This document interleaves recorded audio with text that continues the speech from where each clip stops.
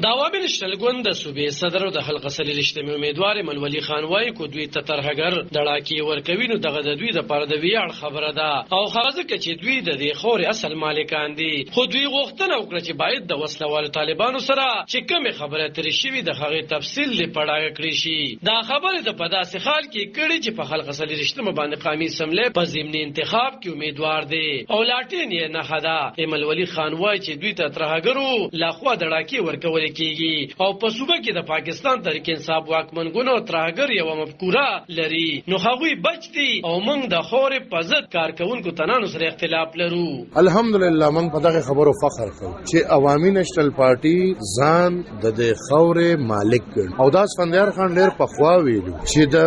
کلم د خورې خبره راشي نو کرایدار سره د چاکار نه کار مالک سره نن ته حکومت د پی ټی آی اغي ننم یو طالب بلکې زه خو چې دا اینم سوري یو دهشتګرد زه چې سې اینم نو د پی ټی آی او د دهشتګرد په خله خبره مې اوله او نن پی ټی آی ټارګټ کیږي نه او الټا غیخ کاروي په پاټو کې واحد عوامي نېشنل پارټي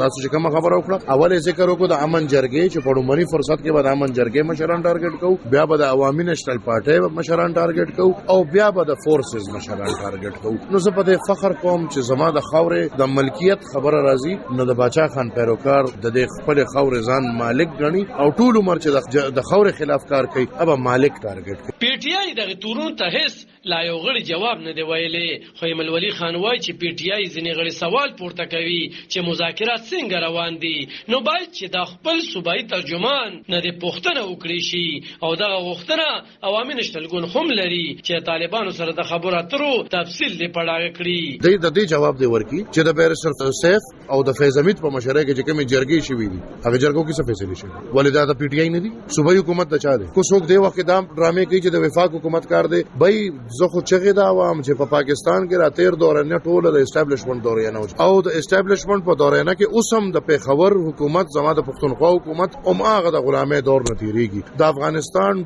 ټول جرګې رابطې د پیښور حکومت د پیښور کور کمانډر ما شهباز صاحب دوی شهباز صاحب ته خبرې چې د جرګې خبرې روانې دي هغه خبرم ته نو مور د شهباز صاحب د څنګه ملک ته لکه دلته جرګې روانې دي طالبان ریلیز شو هر څه شو او ته وزیر اعظم ته خبرم ته دا په داسې حال کې چې په سوات او نور بخوانی قبایلی ضلعو کې د خدبي وجنې او ترهګرۍ پیل شوې دي چې وسلوال طالبان یې په خپل غاړه مني خو دغه سیمه ولسوي چې د ازلوي به کور کېدو ته په هیڅ شرط تیار نه دي او باید چې ریاست ته ترهګرۍ مخاوني سي علب خان شیرپو دلبر نیوز 400